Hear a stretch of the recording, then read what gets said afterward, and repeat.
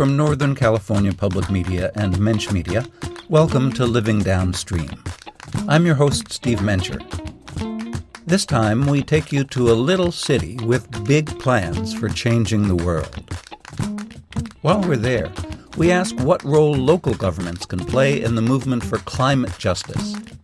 That's where climate activism and the fight for social justice meet.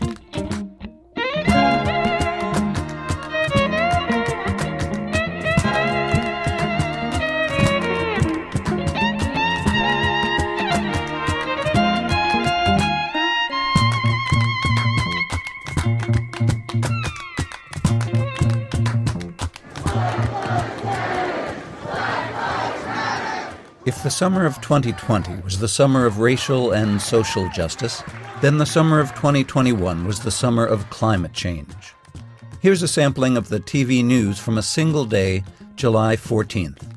Dozens of wildfires burning out of control in the West. The first mega fire of 2021, 7 times the size of San Francisco. More severe weather is expected in the U.S. this week. Scientists are now pointing to climate change as a major factor in weather events like the record-breaking heat waves we've been seeing out west. In a matter of hours, parts of Pennsylvania doused with up to 11 inches of rain. Residents forced to flee their homes. But look above behind me. These aircrafts are dropping gallons of water down below to fight this fire from above. City of Bozeman declaring a stage 2 drought and enacting mandatory outdoor watering restrictions. The goal is to cut city water use by 20%. A level 3 evacuation order is in place around the Darlene fire. The evacuation center is set up at Lapine Middle School. Scientists have predicted this for the last 70 years, but it's actually happening more quickly and it's more intense than we realized. But if you weren't glued to your television on July 14th, and you happened to live in Ithaca, New York, and you braved a light summer rain to venture onto the downtown pedestrian mall known as the Commons, you might have heard this instead. You know, the best way of moving forward, moving past the division that we have, the best way of synchronizing our efforts to fight climate change, injustice, the best way of working together is, starting a conversation. And that's what we're trying to do here today. That's Luis Aguirre Torres, the City of Ithaca's Director of Sustainability. He stands on a small stage in a black T-shirt and jeans, addressing a gathering of maybe 40 people. He's there to launch a project he calls 1,000 Conversations About Our Future. So the whole concept behind 1,000 Conversation is join us in the conversation. Join us in literally changing the world. Help us tell the story 10 years from now of how the transformation that changed the entire planet started here in the Commons today, July 14, 6 p.m. You heard that right. The transformation that changed the entire planet. Ambitious stuff from a small college town nestled deep in the hills of central New York State. As you'll hear today, Ithaca sees itself as a living laboratory for climate justice.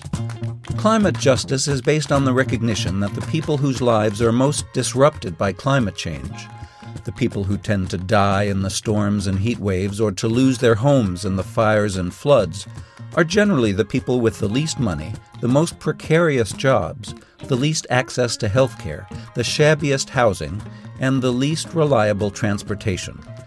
So if you want to do something about the climate emergency, the thinking goes, you can't just focus on things like reducing greenhouse gas emissions and preparing for disasters. You need to address long-standing social and economic inequities at the same time.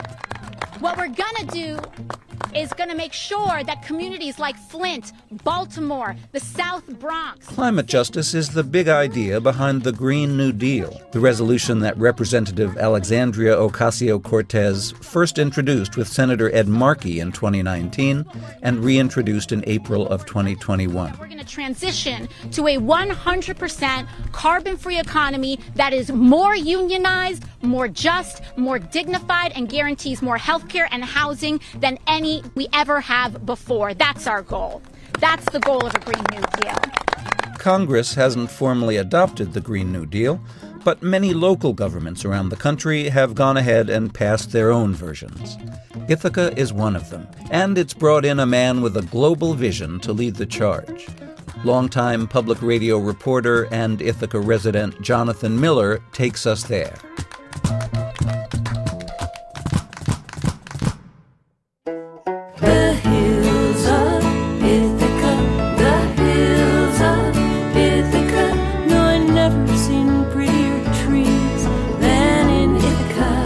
Ithaca people like to brag that our town is centrally isolated.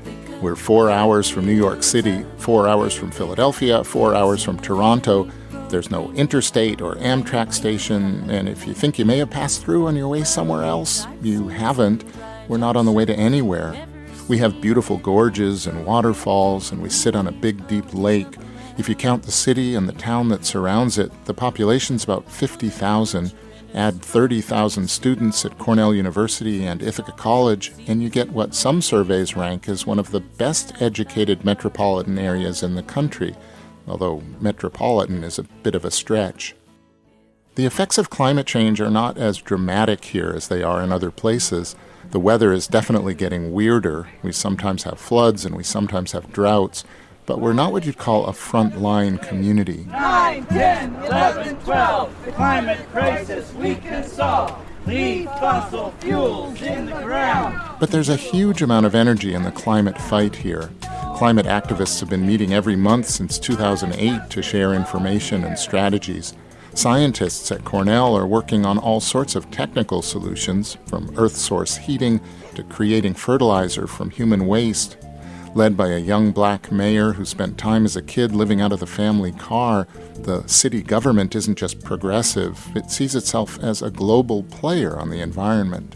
Hello, my name is Savante Myrick, and I am the mayor of the city of Ithaca, New York. Here's from a video posted on the city's Green New Deal website. As we enter this decade of action, while still dealing with the effects of a global pandemic, the United Nations is calling on all national and subnational governments to step up ambition beyond the national determined contributions.